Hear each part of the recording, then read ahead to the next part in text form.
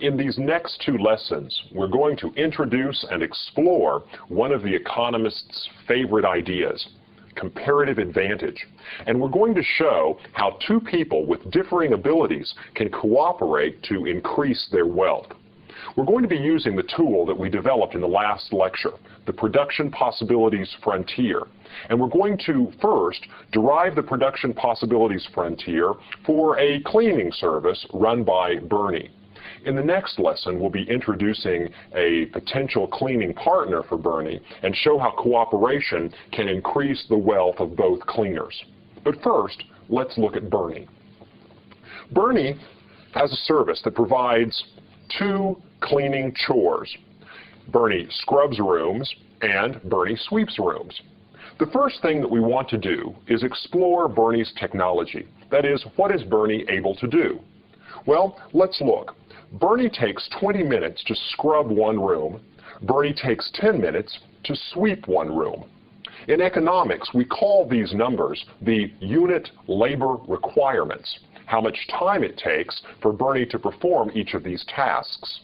And the unit labor requirements describe Bernie's productivity. Notice that Bernie can sweep faster than he can scrub. So 20 minutes to scrub or 10 minutes to sweep. Now let's suppose that Bernie is going to work for 1 hour. How much can Bernie accomplish? Well, if he devotes an hour to scrubbing, then we can find out how many rooms he scrubs by dividing 1 hour, or 60 minutes, by the time that it takes Bernie to scrub one room. So 60 minutes divided by 20 minutes is equal to 3 rooms scrubbed in 1 hour. If Bernie devotes 1 hour to sweeping, on the other hand, divide 60 minutes by 10 minutes per room swept, and you find that Bernie can sweep 6 rooms in 1 hour. So we'll use these numbers then to represent Bernie's productivity. That is, if Bernie spends all of his time scrubbing, in an hour he can scrub 3 rooms. If Bernie spends an hour sweeping, he can sweep 6 rooms. Now, of course, if Bernie has an hour to work, he needn't do all sweeping or all scrubbing. In fact, he can do any combination of the two. So what we'll do now is derive a production possibility schedule for Bernie by looking at different combinations of sweeping and scrubbing that are possible for Bernie in 1 hour. Remember, Bernie can spend 10 minutes sweeping or 20 minutes scrubbing and divide up his hour any way he likes. Well, let's look at some numbers that work for Bernie. And here we have a production possibility schedule, much like the one that we looked at last time for rice and wheat. Bernie can spend an hour scrubbing and scrub 3 rooms. That leaves no time for sweeping, so he sweeps 0 rooms. If Bernie decides that he wants to sweep 1 room, that's going to take 10 minutes. Subtract 10 minutes from 60 minutes to leave 50 minutes. Bernie has 50 minutes now to spend scrubbing, and if you divide 50 minutes by 20 minutes per room scrubbed, you find that Bernie has time to scrub 2.5 rooms. If Bernie wants to sweep 2 rooms, however, that's going to take 2 times 10, or 20, leaving only 40 minutes for scrubbing so that he can scrub a total of 2 rooms. And so forth. If he wants to sweep 3 rooms, that leaves him time to scrub 1.5. If he wants to sweep 5 rooms, that leaves him time to scrub only half a room. And if he spends all of his time sweeping, so that he spends no time scrubbing, he can sweep a total of 6 rooms. This is the production possibility schedule for Bernie. Notice, as we look at these numbers, we are already getting a taste of Bernie's opportunity cost. Every room that Bernie sweeps causes him to give up 1/2 of a room scrubbed. The opportunity cost for Bernie of sweeping 1 room is 1/2 of a room that he doesn't scrub. Well, the next logical step is to take the information from the production possibilities schedule and represent it in a graph. Here's how that would work. I'll move these numbers over to the board so that you have them for reference, and I'll put up some axes that we can use to draw a production possibilities curve for Bernie's business. Let's put sweeping up here on the vertical axis, and let's put scrubbing on the horizontal axis. So here's sweeping, and here's scrubbing. Now let's plot numbers from Bernie's production possibilities schedule into this diagram. And we see that let's see here, 1, 2, 3, 4, 5, 6 rooms is the maximum that he can sweep, and 1, 2, 3 is the maximum that he can scrub. So it looks like my chart here is going to work. I'm going to calibrate my axes a little bit differently just for the sake of making things nice and neat. I'm going to let each of these hash marks represent 2 rooms swept. So here's 1 room, 2, 3, 4, 5, 6. And I'm going to let each of the hash marks down here on the bottom represent 1 room scrubbed. So here's 1, 2, 3, 4, and so forth. I could go ahead and put the numbers in to calibrate the axis. So let me do that just to make things nice and neat. Here's 2, 4, 6, 8, and so forth. And down here we have 1, 2, 4, 5, 6, 8, and so on. Now let's put in the points from the schedule into the diagram so that we can plot the production possibilities curve. Let's start here with, if we scrub 3 rooms, then we can sweep 0. So go to 3 rooms scrubbed and 0 rooms swept, and we get this dot right here on the production possibility frontier. 3 scrubbed, 0 swept. If we sweep 1 room, then we're going to only be able to scrub 2.5 rooms, so we're going to get a point like this one right here. If we decide to sweep 2 rooms, then we're going to be able to scrub 2 rooms, so that gives us a point like this one, and so forth. Just keep plotting the points. If we are going to scrub 1.5 rooms, that leaves us time to sweep 3. And if we scrub 1, that leaves us time to sweep 4. 1/2 leaves us time to sweep 5. And if we don't do any scrubbing at all, we can sweep 6 rooms. Well, there you have it. There's the production possibilities frontier for Bernie. Bernie can sweep anywhere from 0 to 6 rooms. He can scrub anywhere from 0 to 3 rooms. And if he divides his time, he can achieve any combination that's on this line. Let's now imagine that Bernie can divide his time even more finely between sweeping and scrubbing, and we'll be able to connect those dots and get a straight line. This is what Bernie's production possibilities frontier looks like. Well, let's notice a few things about Bernie's production possibility frontier. First, the vertical intercept represents the maximum number of rooms that Bernie can sweep if he spends a whole hour sweeping. The horizontal intercept represents the maximum number of rooms that Bernie can scrub if he spends all of his time scrubbing. The downward slope reminds us of scarcity. Bernie's time is scarce. If he wants to scrub more rooms, he has to give up rooms swept.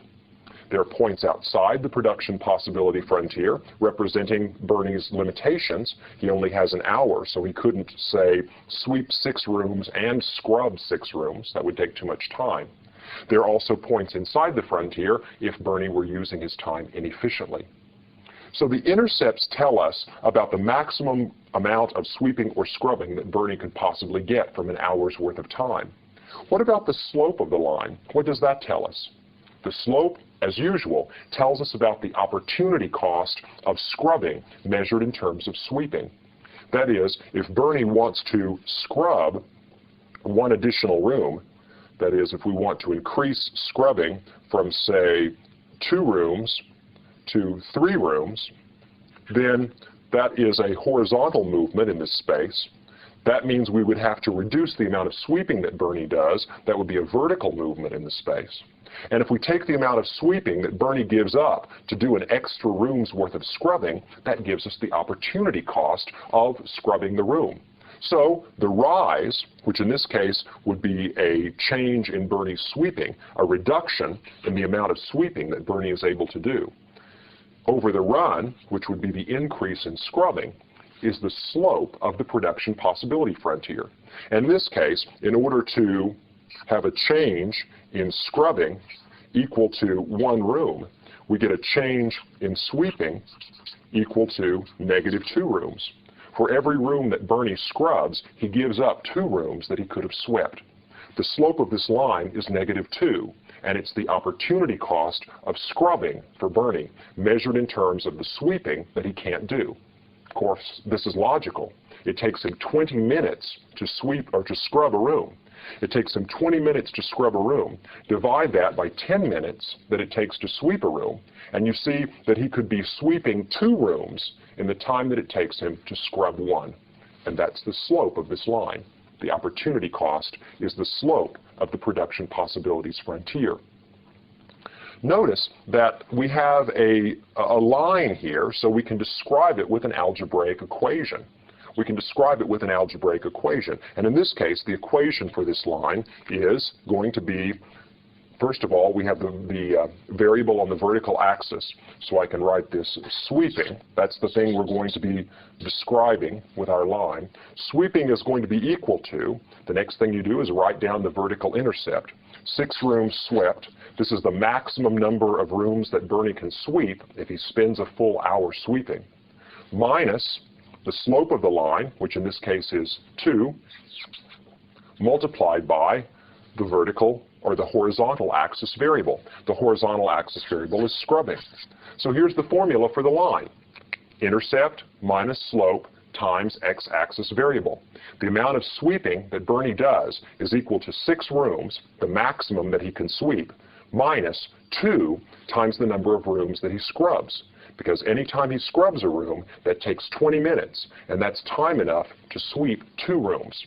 So the vertical intercept is the constant in this equation, and the slope, -2, is the opportunity cost of scrubbing measured in terms of sweeping that Bernie isn't able to do. When he scrubs a room, he gives up 2 rooms worth of sweeping. There's the equation for Bernie's production possibilities frontier. Well, it seems kind of arbitrary that we've put sweeping on the vertical axis and scrubbing on the horizontal axis. And it is, in fact, quite arbitrary. We could have just as easily put scrubbing on the vertical axis and sweeping on the horizontal. Well, I'd like to try to make that point clear now by taking the production possibilities frontier and showing you how to convert it into the other way of expressing things, with scrubbing up top and sweeping on the horizontal. Here's what I'm going to do. I'm going to put this line in for my production possibility frontier, and I'm going to secure it with tape. And what I'm about to do is simply transpose the axes. I'm going to just convert this diagram from one with scrubbing on the horizontal to one with scrubbing on the vertical. Bernie still has the same productivity, no matter how we express it. Bernie can still do the same combination of sweeping and scrubbing, but I'm just going to change the way I write it. And it's going to be as easy as picking this graph up and flipping it over so that the scrubbing axis is vertical and the sweeping axis is horizontal. I'll have exactly the same expressions. So let me do that then. I'll pick scrubbing up and put it on the vertical. I'll pick sweeping up and put it on the horizontal, and then I'll flip my diagram over so that the scrubbing information is on the vertical and the sweeping information is on the horizontal. Now notice I've got a bit of a mess here because I still have all the markings that I did for my previous graph. But if you'll bear with me and let me tape my production possibilities curve down to the axis firmly, and if you'll let me clear my pad here so that I get rid of the old writing.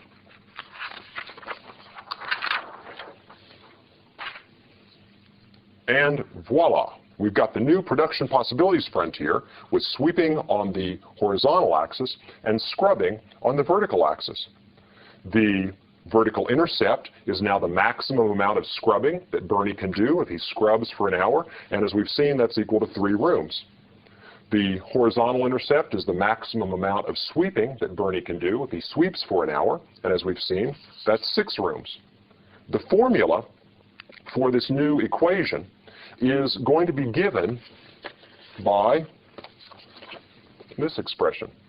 Bernie's production possibilities frontier, expressed this way with scrubbing on the vertical and sweeping on the horizontal, has exactly this mathematical expression. 3 is the vertical intercept, or the maximum number of rooms he can scrub in an hour. And negative 1/2 is the opportunity cost. Anytime Bernie sweeps an extra room, that takes 10 minutes. 10 minutes divided by 20 minutes, the amount of time that it takes to scrub a room, gives us 1/2. Anytime Bernie sweeps a room, he's giving up 1/2 of a scrubbed room, because it takes half as long to sweep a room as it does to scrub the room. So there you have it, Bernie's production possibilities frontier. Scrubbing is equal to 3 rooms max minus 1/2 the opportunity cost times each room that he sweeps. Now let me show you something about the relationship between those two production possibility frontier equations, and this is what's interesting. Notice that the original equation was sweeping is equal to 6 minus 2 times scrubbing. Well, let's rewrite this equation and move scrubbing over to the left-hand side so that we have an equation that has scrubbing measured in terms of sweeping. Well, here's what I'll do. I'll move this minus 2 scrubbing to the left-hand side, and that's equal to 6 minus sweeping. So all I did was move this expression to the right-hand side and this expression to the left-hand side. Looks like I need to make sure that I change the sign when I move it over. Then let's divide both sides by 2, and I get scrubbing is equal to 3 minus 1/2 sweeping. There you have it. The production possibilities frontier can be written either way, in terms of sweeping or in terms of scrubbing. This is the vertical intercept, the maximum amount of scrubbing, and this, negative 1/2, is the opportunity cost. Here's one more interesting thing to note. Up here, this negative 2 was the opportunity cost of scrubbing measured in terms of sweeping. If Bernie wants to scrub a room, he gives up 2 rooms that he could have swept. Down here, this negative 1/2 is the opportunity cost of sweeping measured in terms of scrubbing. If Bernie wants to sweep a room, he gives up 1/2 of a room that he could have scrubbed. Now, this is the thing that's important to notice. The opportunity cost of scrubbing measured in terms of sweeping is the reciprocal of the opportunity cost of sweeping measured in terms of scrubbing. If Bernie wants to sweep a room, he has to give up half a room that he could scrub. If Bernie wants to scrub a room, he has to give up 2 rooms that he might otherwise sweep. See, the opportunity costs are reciprocals of each other, and that makes mathematical sense because whenever you're moving and dividing, you're going to wind up with the reciprocals. But it even makes good intuitive sense. It takes 10 minutes to sweep, it takes 20 minutes to scrub. So if you scrub, you're giving up 20 minutes divided by 10 minutes, 2 rooms you could have swept. If you want to sweep, that takes 10 minutes. So that means you're giving up 10 divided by 20 minutes, 1/2 of a room that you could have scrubbed. The opportunity cost of sweeping, measured in terms of scrubbing, is the reciprocal of the opportunity cost of scrubbing, measured in terms of sweeping. And that's really what it means to pick this diagram up and flip it around. You wind up with exactly the same line, only now you're measuring the axes differently. You're measuring the different variables on the different axes so that the intercepts are switched around. And the slope of the new line is the reciprocal of the slope of the original line. The original line with sweeping on the vertical had a slope of negative 2. The new line with scrubbing on the vertical has a slope of negative 1/2. Now, there's one more thing that we ought to notice about this picture before we begin to apply it to the bigger question of comparative advantage and gains from trade. That's this. Bernie's production possibilities curve is a straight line. What does that tell us about Bernie's technology, his abilities? Remember, the production possibilities frontier from our previous example with rice and wheat was bowed outwards. The outward bowed production possibilities frontier reminded us that not all resources are equally well suited to all uses. Some land is wet, it's good for rice. Some land is dry, it's good for wheat. Bernie, on the other hand, apparently has time and talent that's equally well suited to sweeping or scrubbing.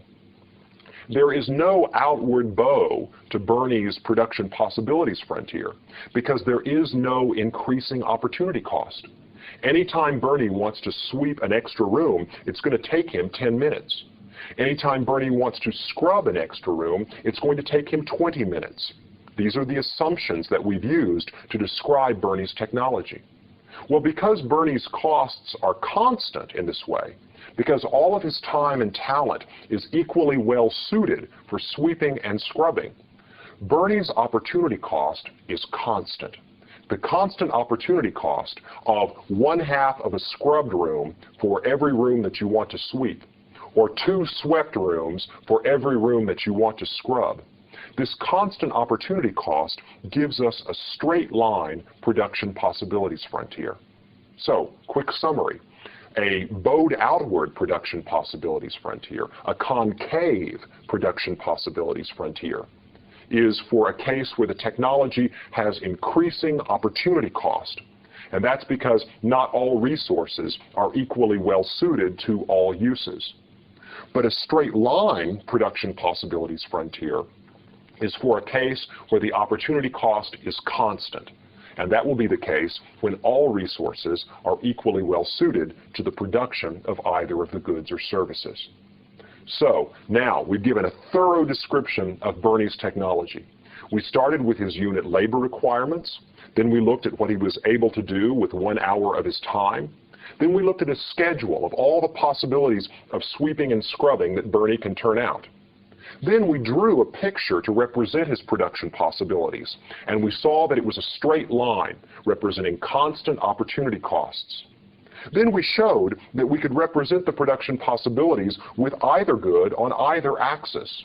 And what we found was that the opportunity cost of one in terms of the other was the reciprocal of the opportunity cost of the other in terms of the original good, -2 versus -1/2. Now, these are pretty technical points. In the next lesson, we're going to apply these technical points as we look at potential cooperation between Bernie and a business partner, Ann, as they seek to increase the wealth of their cleaning businesses.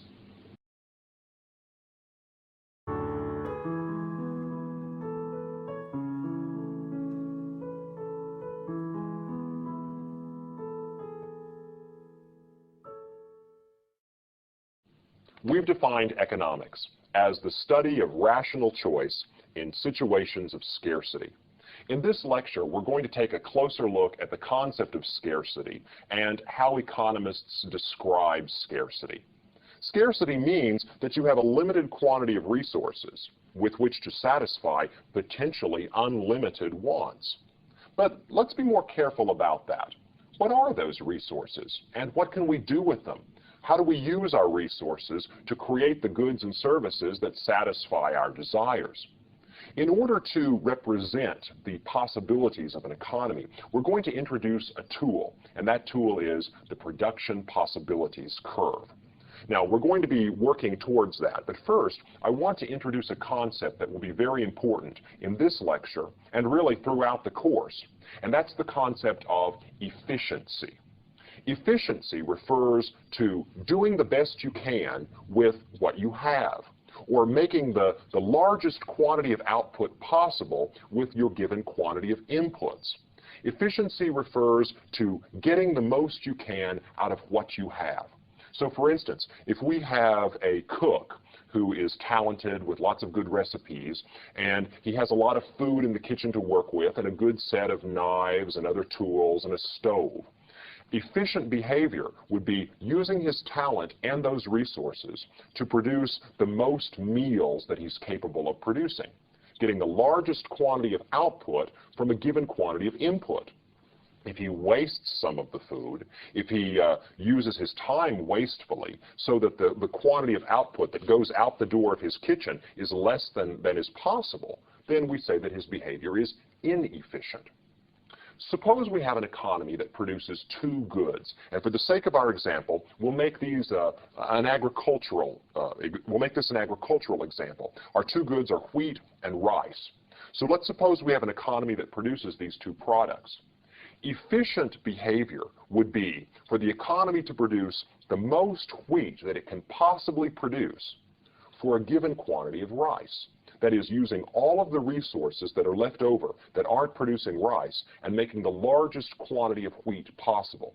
That's what we mean when we refer to efficiency, getting the most you can out of your limited quantity of resources. Now, I want to describe the production possibilities of a particular economy. This hypothetical economy produces only two goods, wheat and rice. Before I describe the production possibilities, you might want a little additional information. The first thing you're going to want to know is, well, what resources are available in this economy with which to produce these two grains? How much arable land is in this economy? Is the land wet or is it dry? What kind of labor is there in this economy? What kind of tools? Are there tractors and combines, or are there merely shovels and hoes? The first thing you need to know when you want to describe the production possibilities of an economy is, what is the resource endowment of that economy? How much land, labor, and capital does that economy have to work with? The second thing that you're going to want to know is, what are the capabilities of this economy given these resources? That is, what are the strategies this economy has for combining inputs to produce output? And we call that the economy's technology.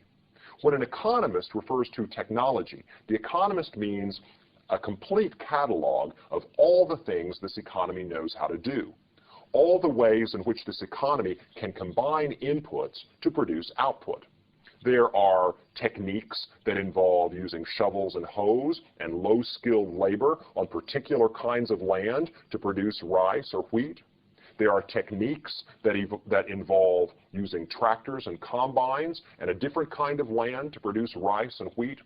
A technique is a particular combination of inputs, but a technology refers to all the possible combinations of resources that the economy can use to produce output. So when an economist refers to technology, the economist is referring to a catalog, a complete list of all the things the economy knows how to do. When your technology improves, it usually means that you're able to produce more output with less input because you're using that input in a smarter way. Now, given our knowledge of the economy's resources and what we know about the economy's technology, we're able to describe the production possibilities of the economy. And I'm going to do that first in this table. This table represents the production possibilities of our hypothetical economy. And every combination of numbers in this chart represents an efficient combination. That is, we're saying that if our economy uses its resources, all of them in the production of wheat, it can produce 80 bushels of wheat a year. Well, since all the resources are devoted to wheat production, there isn't going to be any rice production in this case.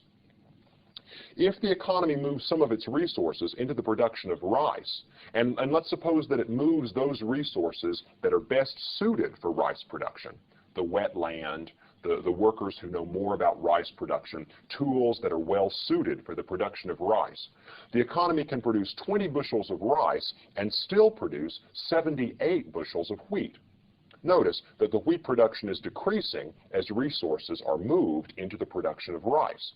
But since we're moving first those resources that are well suited for the production of rice, we can get a large increase in rice production for a small decrease in wheat production. Next, we can get an additional 20 bushels of rice per year if we reduce wheat production by 8 more bushels of wheat a year. The combination 70 and 40 is another efficient combination. That is, the maximum amount of wheat that we can get out of our economy when we're producing 40 bushels of rice is 70 bushels of wheat, if we're using all of the resources in the best uses possible and everyone is working as productively as they can. If we increase rice production to 60 bushels a year, wheat production falls to 55 bushels. And if we increase rice production to 80 bushels a year, then wheat production falls to 38. Finally, if we put all of the resources in our economy into the production of rice, we get 100 bushels of rice per year. And of course, no wheat, because all of the resources are devoted to rice production. So the production possibilities table represents those efficient combinations of rice and wheat production that are possible given the economy's technology and given its resource endowment. That is, for each number in the right-hand column, for each quantity of rice produced a year, the number in the left-hand column tells us the maximum quantity of wheat that this economy can produce, using its resources with efficiency. Now, I've got a production possibilities table here. I've got the combinations of wheat and rice that are possible to be produced in this economy. I'm going to now represent this information graphically. I'm going to put the production possibilities information into a diagram, and we're going to call this diagram the production possibilities curve, or the production possibilities frontier. First thing I need to do when I draw a diagram is make sure that I've carefully labeled the axes. So the first thing we'll do is we'll put wheat production on the vertical axis. That is, the number on the vertical axis refers to the quantity of wheat in bushels that's produced in this economy in a year. The next thing will be to label the horizontal axis, and we'll put rice production here. The number on the horizontal axis tells us the quantity of rice that's produced in this economy in a year. Now, next thing I want to do, since I'm going to be using real numbers and I want to be careful about plotting this curve accurately, I want to calibrate the axes. I'll want to put some numbers in that tell me how things are measured on each axis. Let's use, since I'm going up to 80 bushels of wheat, let's make each hash mark on this axis equal to 20. So here's 20 bushels of wheat. Here's 40. Here's 60. And here's 80. And I can keep on going, but I'm calibrating the axis here with each hash mark representing 20 additional bushels of wheat. Same thing with rice here. I'll make this be 20, and this 40, and this 60, and here's 80, and finally 1. And of course, it keeps going. Now I've got my axes calibrated and labeled carefully, so I'm ready to draw my graph. And let's now take the numbers, which are now over on the board, and put them as points on a curve in this diagram. So the first combination of wheat and rice that's possible is all the resources devoted to wheat production. We produce 80 bushels of wheat and 0 rice. That gives us a point that's right here on the vertical axis. The next combination is 20 bushels of rice and 78 bushels of wheat. So we go over here to 20 bushels of rice and up to 78 bushels of wheat, and I put another point on the curve. If we produce 40 bushels of rice, then the maximum wheat production I can get out of my economy is 70. So there's another point on the curve. With 60 bushels of rice, I get 55 bushels of wheat. With 80 bushels of rice, I get 38 bushels of wheat. And finally, with 100 bushels of rice, my wheat production has been pushed down to 0 because all of the resources are devoted to the production of rice. So what I did was take the numbers from the production possibility schedule and put them in a diagram with wheat on the vertical axis and rice on the horizontal axis. Now, these are not the only combinations of wheat and rice that we can imagine. In fact, you can imagine our economy moving resources continually or continuously out of the production of wheat into the production of rice, so that the quantity of rice produced increases gradually as the quantity of wheat produced falls gradually.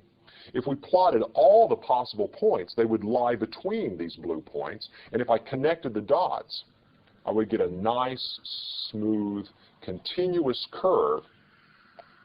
And this curve is called the production possibilities curve, or the production possibilities frontier.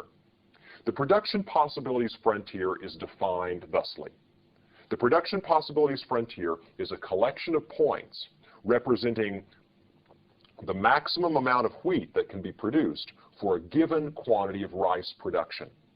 These points are all of the efficient combinations of wheat and rice that can be produced in the economy.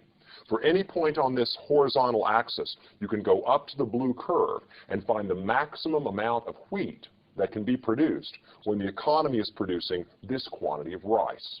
That's the production possibilities curve. As we look at the production possibilities curve, we can see that there are many things represented in this picture that are very basic concepts in economics.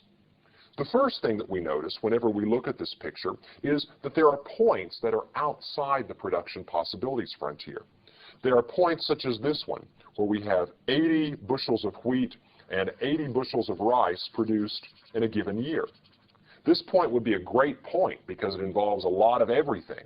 However, this point is not attainable. This point reminds us that scarcity is a reality in this economy. Given the quantity of land, labor, and capital, given our resource endowment, and given the technology that's available to us in this economy, this point out here, we'll call this point S because it represents scarcity. This point is unattainable. We simply can't get to it. There's no way to make this much wheat whenever we're making this much rice. So points that lie outside the production possibilities frontier represent a larger quantity of goods than this economy can possibly produce. They remind us of the reality of scarcity. Likewise, points that lie within the production possibilities frontier remind us of inefficiency. I'll call this point down here point U. Point U is certainly possible. It's always possible for us to produce points that are within the production possibilities frontier. But why would we want to? We would prefer to be up on the production possibilities frontier with more of everything. If more is better, we would always prefer a point on the blue curve to a point inside it. But these are the points that we wind up with when the economy uses its resources inefficiently. If the economy is not getting the maximum possible productive output from its resources, we're going to be inside this curve. That happens when some resources are unemployed, that is, if some of the land or labor is not used.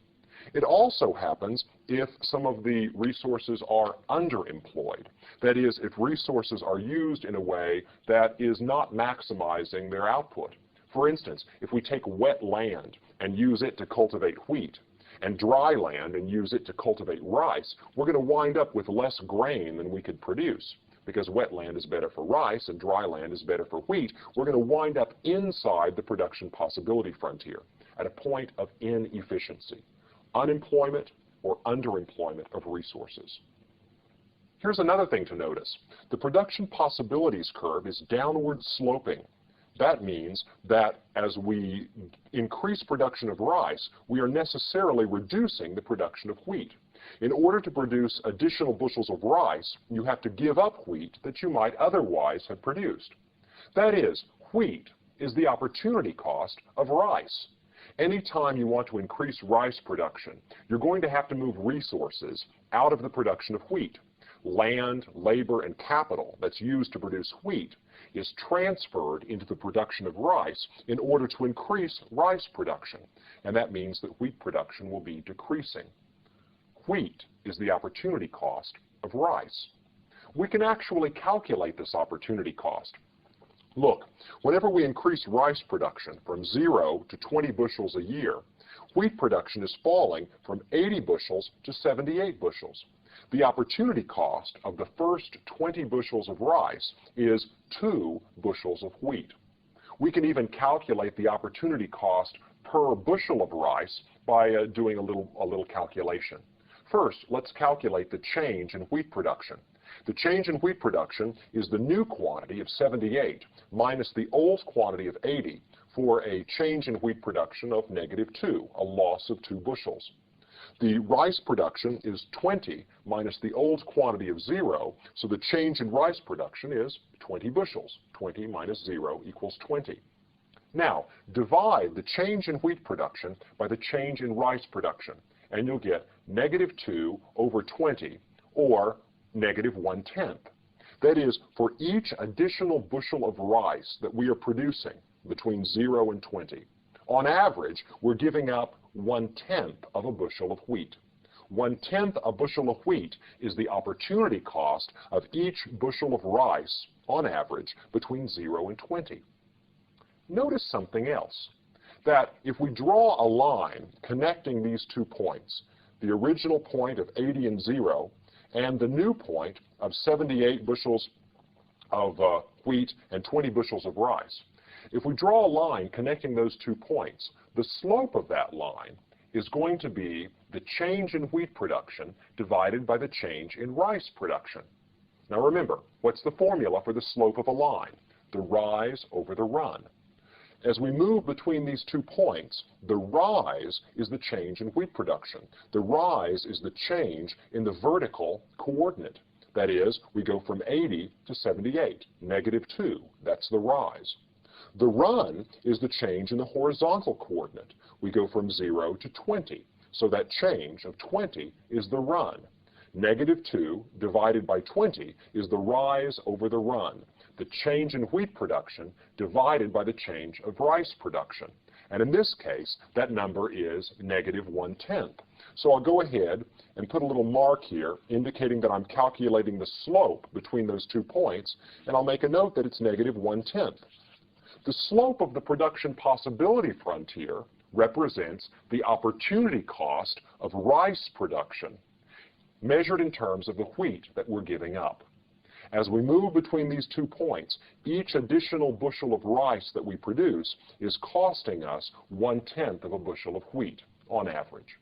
The slope of the production possibility frontier is the opportunity cost of rice production, measured in terms of wheat given up. We can calculate the slope down here as we move from 80 to 100 bushels of rice, and we'll find we get a different number. The change in wheat production is the movement from 38 bushels of wheat to 0 bushels of wheat. Take the new quantity of wheat, which is 0, subtract the old quantity, which is 38, and you get -38, a loss of 38 bushels of wheat. The change in rice production is 100, the new quantity, minus 80, the old quantity. That gives us 20 bushels of rice added. -38 divided by 20 reduces to -19 over 10, or -1.9. If I connect these 2 dots, the slope of this dotted black line is the rise over the run, the change in wheat production divided by the change in rice production. And this slope in this case is -19 over 10, or -1.9. That is, for each additional bushel of rice that we're adding between 8 and 100, on average, we're giving up almost 2 bushels of wheat for each additional bushel of rice. The opportunity cost is 1.9 bushels of wheat lost for every bushel of rice added. Notice the opportunity cost down here is much larger. Each additional bushel of rice costs almost 2 bushels of wheat. Up here, each additional bushel of rice costs only 1/10 of a bushel of wheat. The opportunity cost is changing as we move along the production possibility frontier. And you can tell by looking at it. The slope of the curve is pretty flat up here near the vertical axis. As we move down the curve, the slope gets steeper and steeper and steeper and steeper as we approach the horizontal axis. Remember, the slope of the production possibility frontier is the opportunity cost of producing rice, measured in terms of wheat that you give up. So down here, the opportunity cost is very high, whereas up here, the opportunity cost is relatively low. What does that tell us? Well, this is the final thing to notice about the production possibility frontier, is that the production possibility frontier is concave. That is, it bows outwards. The slope of the production possibility frontier is pretty flat near the top and pretty steep near the bottom. And the slope is decreasing. That is, the slope is becoming a larger and larger negative number. The curve is getting steeper as we move down it. What does that tell us? It tells us that the opportunity cost of producing rice is increasing.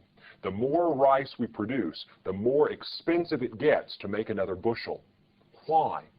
That's because not all resources are equally well suited for the production of wheat and rice. Some resources are very well suited to the production of rice. These resources include wet land, workers who know a lot about rice cultivation, particular types of tools that are well suited for tending rice. Some resources are better suited to the production of wheat. Those include dry land. They also include workers who know a lot about wheat production, fertilizers that are good for wheat, and so forth. When an economy has a scarce, strictly limited quantity of resources, some of them will be very well suited to the production of one good. Others will be better suited to the production of the other good. In this case, when we first begin to produce rice, we're going to be using the wettest land and the workers that know the most about rice production. That wet land probably wasn't growing a lot of wheat. Therefore, when we first start to produce rice, we can do so with a small opportunity cost. Very little wheat is given up because that land wasn't very productive anyway for wheat. It was better suited for rice. But as we make more and more and more rice, we're using up all the land that's well suited for rice, and then eventually we have to draw on the land that's better suited for wheat, dry land, and workers who know more about wheat cultivation than they know about rice. That's when the opportunity cost starts to get very, very large. Down here, we have to move a lot of dry land out of the production of wheat just to get an additional 20 bushels of rice. And that's very costly in terms of the wheat that we lose. That's why the opportunity cost of rice production increases the more rice the economy chooses to produce. So, there you have it. 4 things about economics that you can tell by looking at a production possibilities frontier. First of all, you see that scarcity is a reality. Some combinations of wheat and rice are simply unattainable, given our technology and our resources. Next, notice that there are a lot of inefficient points. There are a lot of combinations of wheat and rice that aren't taking full advantage of the resources and technology that we have. Third, notice that the curve is downward sloping. That is, there's an opportunity cost. If you want to produce more rice, you have to give up wheat production. Once again, that's because of scarcity. And finally, the curve is concave. That is, the slope is getting steeper as we move down it. The curve gets steeper because the opportunity cost of rice production increases the more rice we make. This increasing opportunity cost is due to the fact that some resources are well suited to rice production and other resources are not. So this simple tool captures in it most of the basic ideas of economics: scarcity, efficiency, opportunity cost, the suitability of resources. In the next lesson, we'll look at how changes in resources and changes in technology affect the way this picture looks.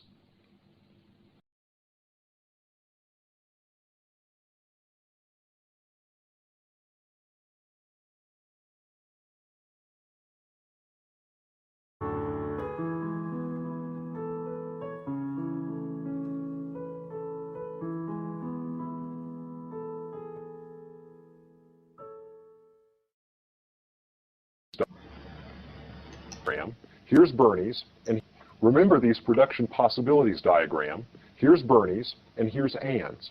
The slope of Bernie's production possibilities frontier is -1/2. That's the opportunity cost of sweeping measured in terms of lost scrubbing. Ann's opportunity cost is -1. That's her opportunity cost of sweeping in terms of lost scrubbing. Because sweeping is less expensive for Bernie, we had Bernie specialize in sweeping services. And we showed that we could get a large increase in total output if we had Bernie completely specialize in sweeping. So here's what we're going to have Bernie do. Rather than staying at sweeping 2 rooms and scrubbing 2 rooms, let's have Bernie completely specialize in sweeping, the task in which Bernie has a comparative advantage. So Bernie's production point now moves all the way to the end of the production possibilities frontier. Bernie completely specializes in sweeping. So here's Bernie's new output point right here. It's at the end of the production possibilities frontier where Bernie is now sweeping 6 rooms and scrubbing 0. We had Ann then specialize by moving up in this direction. Ann reduces her sweeping, taking advantage of Bernie's low-cost sweeping, and Ann scrubs instead. Ann moves her production point up to this dot on her production possibilities frontier. Ann winds up scrubbing 9 rooms and sweeping only 3 rooms. When she does that, she's able to take advantage of Bernie's low-cost sweeping and increase the total number of rooms that she cleans. Now, if you'll have a look over on the board, you'll see our totals with trade. With trade, Bernie sweeps a total of 6 rooms and scrubs 0. Ann sweeps a total of 3 rooms and scrubs 9. The total number of scrubbed rooms is 9 plus 0, or 9. The total number of swept rooms is 6 plus 3, or 9. Working together, Bernie and Ann are able to sweep and scrub a total of 9 rooms. Looking at this picture, how could we have known that Bernie was going to wind up specializing in sweeping services? Well, we would know because Bernie's production possibilities frontier is flatter than Ann's. His slope is -1/2, Ann's is -1. Because Bernie's production possibility curve has a flatter slope, we know that Bernie's opportunity cost is smaller for sweeping than Ann's is. Bernie has an opportunity cost of 1/2 room scrubbed. Ann has an opportunity cost of 1 whole room scrubbed. Therefore, Bernie will specialize in sweeping because he has a comparative advantage in sweeping. Ann will then specialize in scrubbing. Now, finding the exact numbers where this story worked out requires a little bit of puzzle solving. I had to figure out, well, if Bernie specializes, that's 6 rooms worth of sweeping, so Ann has to do at least 6 rooms worth of scrubbing, which leaves her 6 times 5 is 30 minutes from an hour. That leaves Ann 30 minutes or half an hour for additional work. And since 6 and 6 is already taken care of, then she would have to split that remaining time between sweeping and scrubbing. And that's how I wound up with her sweeping 3 rooms and scrubbing 3 additional rooms for a total of 9. So that took a little bit of puzzle thinking. I had to do a little logical problem solving to get the actual numbers. The things you should learn from looking at the diagrams are as follows. First, the trader that has a flatter production possibilities frontier will have a comparative advantage in providing the good or service that is written on the horizontal axis. Here, Bernie has a comparative advantage in providing sweeping services because his opportunity cost is lower in terms of scrubbing than Ann's opportunity cost. The next thing to notice is that if you have a comparative advantage in one good, you have a comparative disadvantage in the other good. Bernie has an opportunity cost of 2 rooms worth of sweeping for every room of scrubbing he does. Ann can scrub a room by only giving up 1 room worth of sweeping.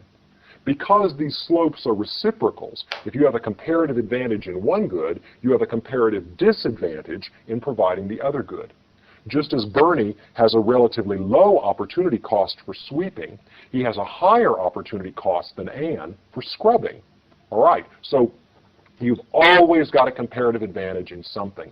Even though Ann can sweep and scrub faster than Bernie, Bernie is relatively better at sweeping than he is at scrubbing. And therefore his opportunity cost is lower, and that's why he and Ann can get together and make a deal that benefits both of them. It's not driven by absolute advantage. The story is driven by comparative advantage. And no matter how unproductive you are, you always have a comparative advantage in something. Even though Bernie has higher costs for providing all services and Ann can do everything faster, Bernie is still relatively less unproductive at sweeping than he is at scrubbing. And that's how he and Ann can get together and make a profit. The last thing to notice is that by getting together and trading, Bernie is able to make a deal that's satisfying to him. Before he was sweeping 2 rooms and scrubbing 2 rooms. Now that he's completely specialized in sweeping services, he would be willing to trade as many as 4 rooms worth of sweeping to get 2 rooms worth of scrubbing in exchange. That would put him right back where he was before. And Ann is happy to give him 2 rooms worth of scrubbing because that would leave her ahead of where she was before. So once Bernie specializes according to his comparative advantage, there's room for him and Ann to work out a deal that makes one or both of them better off. That's the magic of comparative advantage. By people specializing according to comparative advantage, everyone who's trading can gain. In the next example, we'll use a story that sounds a little bit more like the international trade stories you read in the newspaper. We'll look at 2 countries that are producing 2 agricultural products and show that by specializing in trading, they can both be made better off.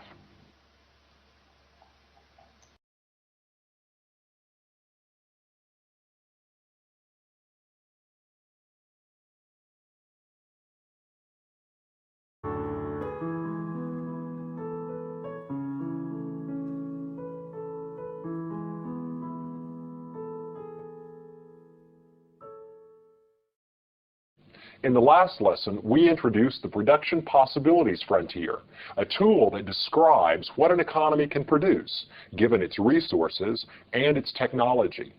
In this lesson, we're going to take a dynamic look at production possibilities. We'll ask, what happens to the productive capacity of an economy when there's some kind of change in its environment? Perhaps its resources increase or decrease. Perhaps technology changes in some particular way. What then happens to the combination of goods and services that that economy can produce? Let's take another look at the Production Possibilities Frontier. Remember, it's a downward sloping line representing the fact that if you want to produce more rice, you've got to produce less wheat. The movement of resources from the production of one good to the other is necessary and creates a kind of opportunity cost. That is, the opportunity cost of increasing rice production is reduced wheat production. We draw this line when we know the economy's resource endowment and its technological possibilities. That is, what the economy is capable of doing with the resources that it has. Suppose now we change one of those constraints. Suppose we change the technological possibilities in the economy, or suppose we change the resource endowments. In that case, the production possibilities curve will shift. A movement along the production possibilities frontier represents a change in the economy's choice of which combination of goods to produce. If an economy decides that it wants to produce a lot of wheat and a little rice, it will be at a point on the production possibilities frontier up here. If the economy wants to produce a lot of rice and a little wheat, they'll be down at a point like this. If the economy wants a balanced output of wheat and rice, they'll be at a point like this. Whenever the economy changes the combination of wheat and rice that it produces, it moves along the existing production possibilities curve. Suppose now that we change one of those things that we hold constant when we draw the curve. Suppose we change resources or technology. Anytime you change something that was held constant when you drew the curve, you have to redraw the curve. Anytime you change a variable that's not represented on one of the axes, well, you've got to redraw the curve to represent new production possibilities. Let's start and suppose that we have general technological progress in the economy. Suppose there's an agricultural revolution, and this economy discovers new and more productive ways to make both rice and wheat with their given resources. In that case, the production possibilities curve will shift outwards.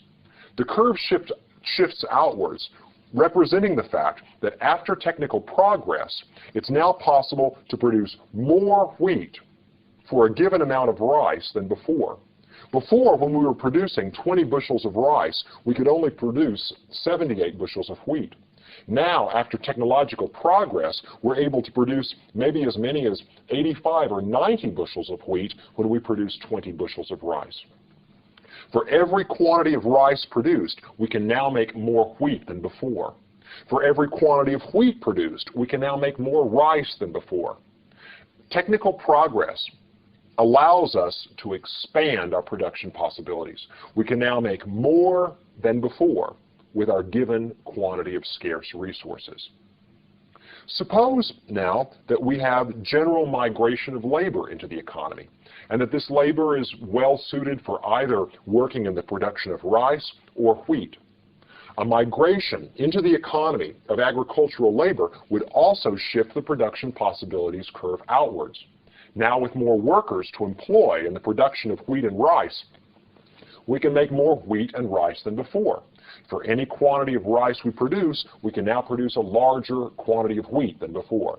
For any quantity of wheat that we produce, we can now produce a larger quantity of rice than before. An increase in labor allows us to expand our production possibilities in this economy. Suppose now that we have a different kind of change. Let's suppose that a change occurs that increases this economy's productivity in the wheat industry, but not in the rice industry. Suppose a new fertilizer is discovered that increases the productivity of wheat farms, but doesn't do anything for rice farms.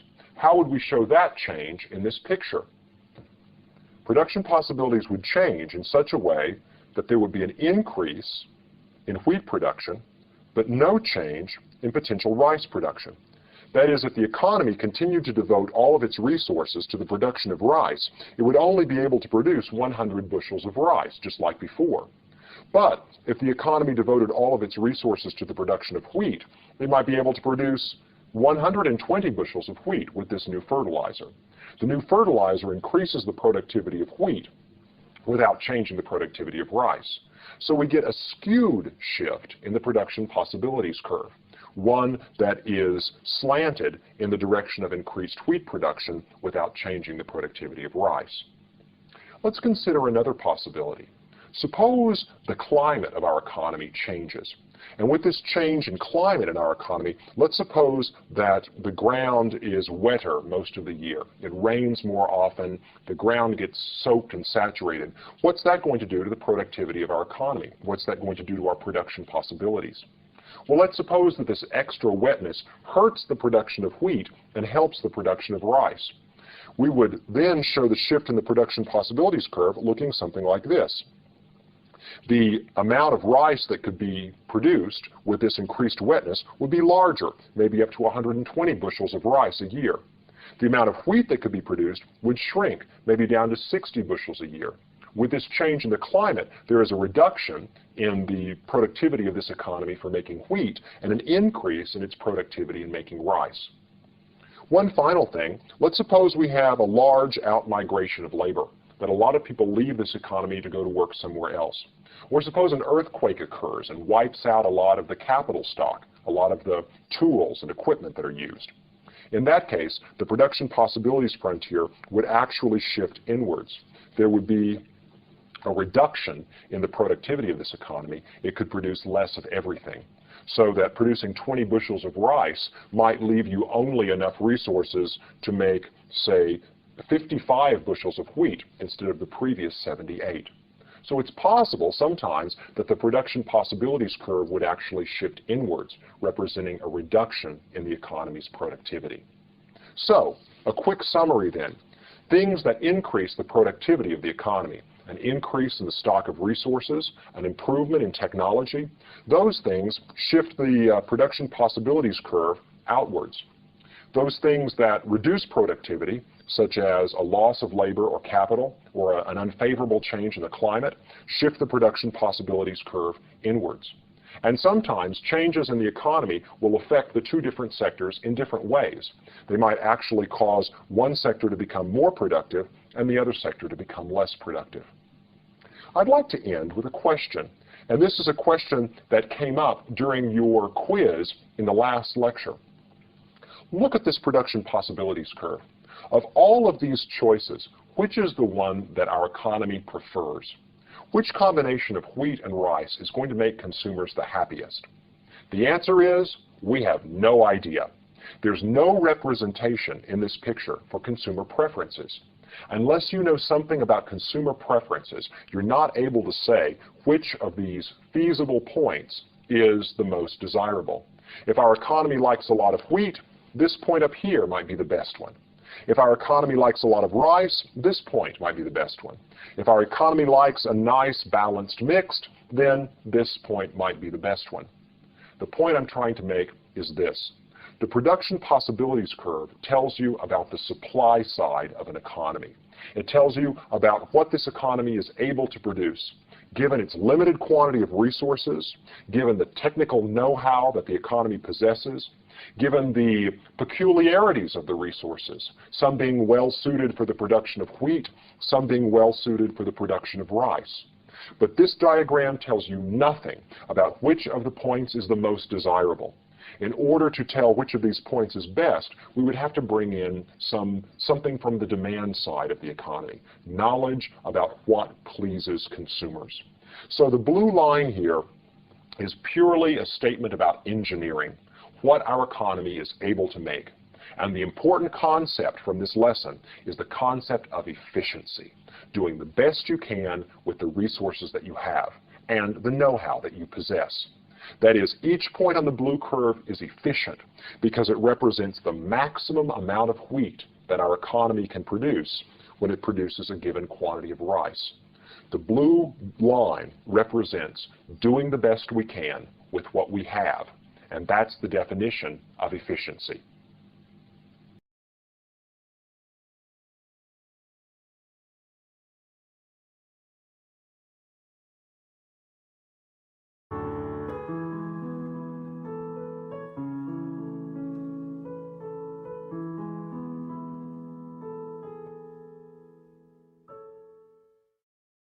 In this lesson, we're going to introduce the concept of comparative advantage and show how two people with different abilities can cooperate to increase their wealth. In the last lesson, we introduced Bernie and his cleaning service, and we discussed his productivity and his production possibilities. In this lesson, we're going to introduce a partner for Bernie. Her name is Anne, and she has her own cleaning service.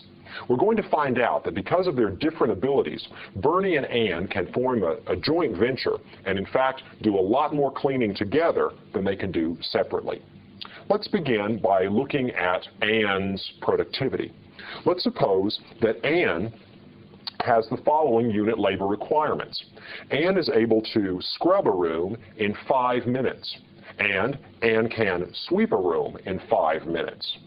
The first thing you notice looking at this chart is that Anne is able to sweep and scrub faster than Bernie. We say that Anne has an absolute advantage in the provision of both services. Whenever you can do something with less effort or fewer resources than another person, you have an absolute advantage in the provision of that service. Because Anne can scrub faster, she has an absolute advantage in scrubbing. Because Anne can sweep faster, Anne has an absolute advantage in sweeping. Now, let's suppose Anne spends an hour doing sweeping or scrubbing. What is the maximum output that she could expect? Well, divide 60 minutes, 1 hour, by 5 minutes that it takes to scrub a room, and you get that Anne's maximum number of rooms scrubbed in 1 hour is 60 divided by 5, or 12. Likewise, if Anne wants to sweep for an hour, she can sweep a total of 60 minutes divided by 5 minutes per room swept to get a total of 12 rooms swept. So with Anne's unit labor requirements here and 1 hour's worth of time to work, Anne's maximum output would be given by this table. Just as Bernie can scrub a maximum of 3 rooms or sweep a maximum of 6 rooms, Anne can scrub a maximum of 12 rooms in an hour or sweep a maximum of 12 rooms in 1 hour. We can now take this information and look at Anne's production possibilities schedule. With 1 hour's worth of time, if Anne wants to divide her time between sweeping and scrubbing, what possible combinations of output can she get? Well, let's have a look. Here's a table then that represents Anne's possible output, sweeping and scrubbing. If Anne spends all of her time scrubbing, she can scrub 12 rooms. That means she does no sweeping. If she wants to sweep 2 rooms, that's going to take her 2 times 5 minutes per room for a total of 10 minutes. Subtract 10 minutes from 60 minutes, and that leaves 50 minutes. 50 minutes divided by 5 is 10 rooms worth of scrubbing that Anne can do. 50 minutes is long enough for Anne to scrub 10 rooms at 5 minutes per room. And so forth. The opportunity cost for Anne of sweeping another 2 rooms to bring her to a total of 4 would be a loss of 2 rooms worth of scrubbing. She'd be down to 8 rooms scrubbed. 6 minutes would be, or 6 rooms of sweeping would be 6 times 5 minutes, or 30 minutes spent sweeping, leaving her a half an hour for scrubbing. Divided by 5 minutes is a total of 6 rooms scrubbed. Notice that all of these numbers in this column, 12 and 0, 10 and 2, 8 and 4, and so forth, all of the combinations add to a total of 12. That's because Anne's opportunity costs are 1 room swept for 1 room scrubbed. How did I calculate that? Well, the cost of sweeping a room is 5 minutes of Anne's time, divided by 5 minutes that it takes to scrub a room. That means every room that Anne sweeps is a room she's not scrubbing. Her opportunity cost is constant. The opportunity cost of sweeping 1 room for Anne is 1 room worth of lost scrubbing. Likewise, because of this reciprocal principle, if Ann scrubs a room, that's a room that she's not sweeping. She spends 5 minutes scrubbing, that's the same 5 minutes she could be spending sweeping. So the opportunity cost of 1 room worth of scrubbing is 1 room worth of lost sweeping. Here's Ann's production possibilities schedule. Now, let's convert this production possibilities schedule into a production possibilities curve. Let's draw a diagram like the diagram that we drew for Bernie. I'll clear my pad here, and I'll move these numbers over onto the board so that you can use them for reference. Well, over here I've got Bernie's production possibilities frontier that we drew in the last set of lectures. And to remind us about Bernie's situation, we'll go ahead and put up his equation. Bernie's production possibility frontier is described by the following expression. The total number of rooms that Bernie can scrub is equal to 3, that is if he spends a whole hour scrubbing, minus 1/2 the opportunity cost times the number of rooms that he sweeps. Each room that he sweeps is 10 minutes, and that means that he's giving up 20 minutes divided into 10, or 10 divided by 20, or 1/2 of a room worth of scrubbing. We saw this last time. Every room that he sweeps is 10 minutes worth of time, and that's half of a 20-minute job worth of scrubbing that he's not able to do. The intercept tells you the maximum amount of scrubbing that Bernie can do, and the slope of the line tells you the opportunity cost of a room swept, measured in terms of lost scrubbing. So here's Bernie's equation, and here's his production possibilities curve. Now we can draw the curve for Ann. Well, let's start. If Ann does no sweeping and all scrubbing, then she can scrub 12 rooms. So let's put a dot here in her curve that represents 12 rooms worth of scrubbing and 0 rooms worth of sweeping. If she decides that she wants to do a little bit of sweeping, every time she wants to sweep an additional room, she has to give up a room worth of scrubbing. So that gives us combinations like 10 and 2 and 8 and 4 and so forth. And we get these points all the way down the curve. Every time Ann decides that she wants to sweep an extra room, she loses a room worth of scrubbing, until finally we get down to this horizontal axis where she's sweeping 12 rooms and scrubbing 0 rooms. Notice we can connect the dots here to find Ann's production possibilities frontier. So let's connect the dots. And just like Bernie, Ann's production possibilities frontier is a straight line. What does that tell you? What does it tell you that Ann has a straight line production possibilities frontier? It tells you that her opportunity cost is constant. Anytime she wants to sweep an extra room, she gives up 1 room worth of scrubbing. Why is her opportunity cost constant? It's constant because her time and resources are equally well suited to providing each of the 2 services. Ann would just as soon scrub a room as sweep a room. She can just as easily, with her time and talent, do either. There is no change in opportunity cost. If Ann does more sweeping, she always does so by giving up 1 scrubbed room for each additional room she sweeps. Her opportunity cost is constant. Let's look at the curve here and see what we find. The vertical intercept of Ann's curve is going to be 12. That's the maximum amount of scrubbing that Ann can do. Down here, the horizontal intercept is also going to be 12. That's the maximum amount of sweeping that Ann can do with an hour's worth of time. The slope of the production possibilities curve is rise over run, or -1. That is, every additional room that Ann sweeps is 1 room worth of scrubbing that she no longer has time to do. You find the opportunity cost by dividing the number of minutes that it takes to sweep by the number of minutes that it takes to scrub.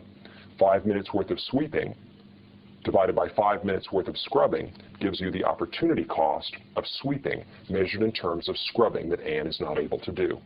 Every time she sweeps a room, that's a room worth of scrubbing that she gives up. The slope of the curve is -1. Now, one more thing to do before we start talking about comparative advantage. And that is, suppose Bernie and Ann were working independently of one another. What kind of outcome could they expect? Well, here's Ann's production possibilities frontier. The formula is the amount of scrubbing she can do is equal to 12 rooms worth of scrubbing minus the number of rooms that she sweeps. The coefficient on sweeping is 1, -1. That's the cost to Ann to sweep a room. It's 1 room worth of lost scrubbing.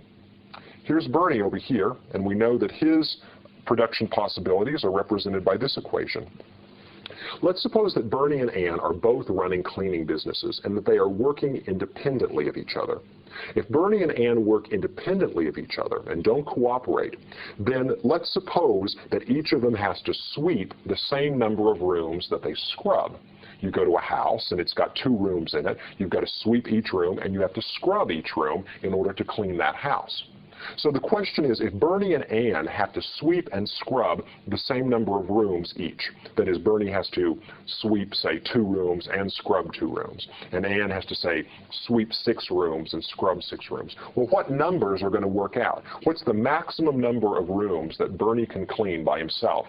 What's the maximum number of rooms that Ann can clean by herself? Remember, the numbers have to be equal for sweeping and scrubbing for Bernie, and the numbers have to be equal for sweeping and scrubbing for Ann. Well, the numbers that work for Bernie, as it turns out, are 2 rooms. Bernie can sweep 2 rooms, and that takes him 2 times 10 minutes each for a total of 20 minutes worth of sweeping. That leaves him 40 minutes for scrubbing, and since it takes him 20 minutes to scrub a room, 40 minutes divided by 20 means that he has time left to scrub the 2 rooms. So if Bernie works by himself, then he is able to sweep and scrub 2 rooms each. So it looks like that point would be right here on the diagram. Bernie working by himself winds up scrubbing 2 rooms and sweeping 2 rooms. If Ann works by herself and she sweeps 6 rooms, that's going to take her 6 times 5 minutes each is 30 minutes, leaving her half an hour for scrubbing. Since it takes her 5 minutes to scrub a room, she can also scrub the 6 rooms. So Ann working by herself is going to be able to sweep 6 rooms and scrub 6 rooms.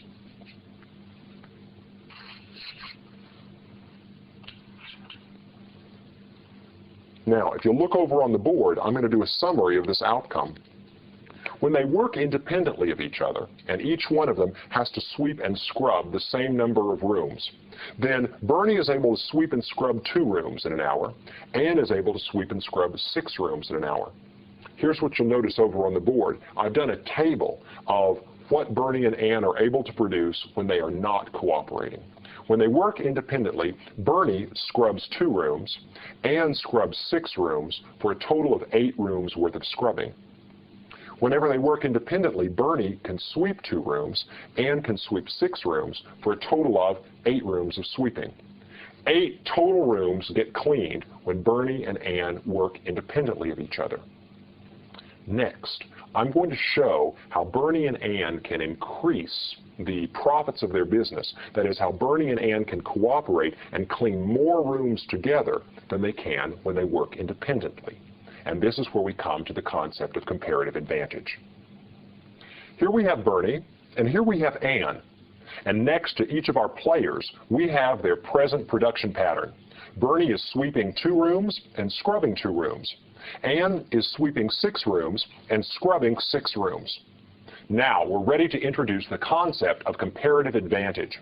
Comparative advantage refers to your opportunity cost relative to the opportunity cost of someone with whom you might trade.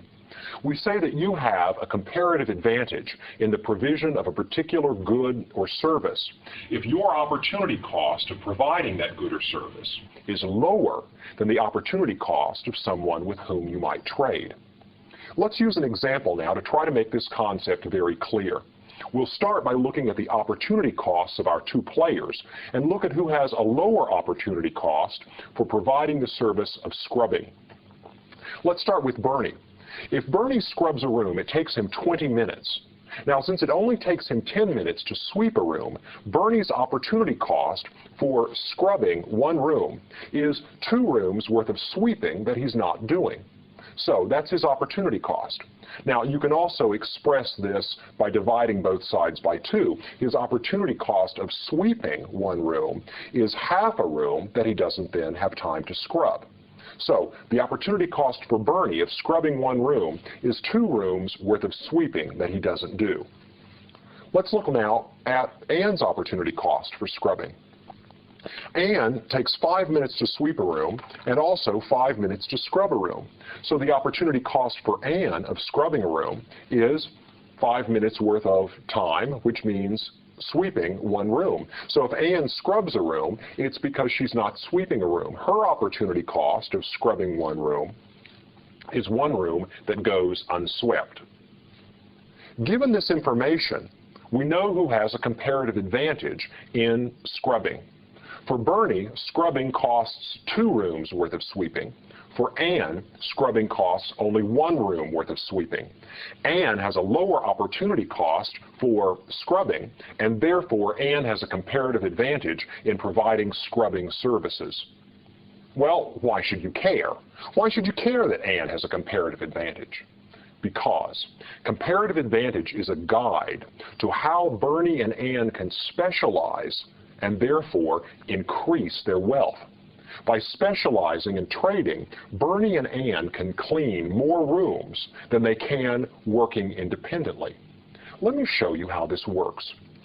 Let's suppose Bernie decides to reallocate his time and specialize in sweeping, that is, to do more sweeping and less scrubbing. Why am I having Bernie do more sweeping and less scrubbing? Because scrubbing is relatively expensive for Bernie to do. He doesn't have a comparative advantage in scrubbing. He would like to work out a deal where Ann does more scrubbing because her cost is lower. Bernie will do more sweeping because his cost for sweeping is lower. Remember, when Bernie sweeps a room, he only gives up half a room worth of scrubbing. Ann gives up a whole room worth of scrubbing. So Bernie has a comparative advantage in sweeping, just as Ann has a comparative advantage in scrubbing. So let's have Bernie specialize according to his comparative advantage and see what happens. Well, first thing that happens is Bernie reallocates 20 minutes of time away from scrubbing and instead winds up sweeping 2 additional rooms. So with his newly allocated time, Bernie adds 2 rooms worth of sweeping and loses 1 room worth of scrubbing. Well, now he's sweeping 4 rooms and scrubbing 1. So he needs a little bit of help here from Ann in order to make sure that he's getting a full house cleaned. What he does then is he offers to trade with Ann 2 rooms worth of sweeping, those newly created 2 rooms, and see if Ann will give him some scrubbing in exchange. So what Bernie does then is give some sweeping services to Ann. He sweeps 2 rooms for her. Well, this now frees Ann not to have to sweep those 2 rooms herself. And with those rooms not having to be swept by Ann, she has 5 minutes here and 5 minutes here that she can now reallocate towards scrubbing. So Ann sweeps less and scrubs more. She moves this time into scrubbing and increases her scrubbing activity as she cuts back on her sweeping. So now Ann is sweeping 4 rooms, plus she's getting 2 rooms worth of sweeping services from Bernie, and that allows her time to scrub a total of 8 rooms. She can now give one of those scrubbed rooms to Bernie, that is, scrubbed one of his rooms, and he's just as well off as he was before. Now with this help from Ann, Bernie has 2 rooms scrubbed and 2 rooms swept. He's also sweeping 2 rooms from Ann, so she can scrub 2 additional rooms. And if you look, our total output now is 8 rooms worth of sweeping and 9 rooms worth of scrubbing. Where did this extra room of scrubbing come from? It came from specialization. Because Bernie specialized according to his comparative advantage, these 2 working together were able to scrub an additional room. They were able to turn out a little bit of extra labor relative to what they did before. So now Bernie and Ann have 8 rooms swept and 9 rooms scrubbed. Can they do any better? Well, probably so. Right now we've got an unequal number of sweeping and scrubbing, so we've got this scrubbed room that's unswept. Let's see if we can do any better. Well, of course we can, and what should we do? We should have Bernie do even less scrubbing. That is, here's the room that Bernie's still scrubbing. Let's have him take those 20 minutes and sweep instead. That way he can turn out 2 more rooms worth of sweeping services. This promises to be a good deal. Now Bernie is doing no scrubbing at all. He's doing all sweeping. He's got 1 room worth of scrubbing services from Ann that he's acquired, and now he's ready to give Ann 2 more rooms worth of sweeping. Once he gives her those 2 more rooms, Ann is now freed to scrub some more. She converts her time from sweeping away to scrubbing, and now we've got all these scrubbed rooms that Ann has done, and she can send one of them over to Bernie. Bernie's just as happy as he was before. He's got 2 rooms swept, 2 rooms scrubbed. Ann is scrubbing both of these rooms for him, and he is sweeping these 2 rooms plus 4 more rooms from Ann. But the total now that we've got here is 1, 2, 3, 4, 5, 6, 7, 8 rooms swept, and 1, 2, 3, 4, 5, 6, 7, 8, 9, 10 rooms scrubbed. Well, we've got a little bit of an imbalance here, and the imbalance is that we've got more rooms scrubbed than we have swept. If Ann wants to be able to sweep and scrub equal numbers of rooms, then she might want to convert one of these scrubbings back into a sweeping so that she now has equal numbers of rooms swept and scrubbed. Well, look at this. Ann has now got a total of 1, 2, 3, 4, 5, 6, 7 rooms swept, 1, 2, 3, 4, 5, 6, 7 rooms scrubbed. Bernie has 2 rooms swept and 2 rooms scrubbed. By cooperating and specializing according to comparative advantage, by Ann doing more scrubbing and Bernie doing more sweeping, and by trading with each other, Bernie is just as well off as he was before, and Ann is better off than she was before. Now, is that necessarily going to be the case? Well, not necessarily. I mean, certainly since we have 9 rooms clean now instead of 8 before, the 2 of them combined are able to make more money with their cleaning business. Ann could stay where she was before and leave Bernie with 3 rooms clean, and Ann would still have the same 6 rooms swept and scrubbed as before. It doesn't really matter who gets the benefit. That will be determined by which of these 2 is a more persuasive bargainer. But the point that I want to make is this. By Bernie specializing according to his comparative advantage, and by Ann specializing according to her comparative advantage, the 2 of them working together, specializing and trading, are able to produce 9 clean rooms, 9 swept, 9 scrubbed rooms, rather than simply 8 as before. Now, let's take a look at the production possibilities frontier and show how this story translates into a graph.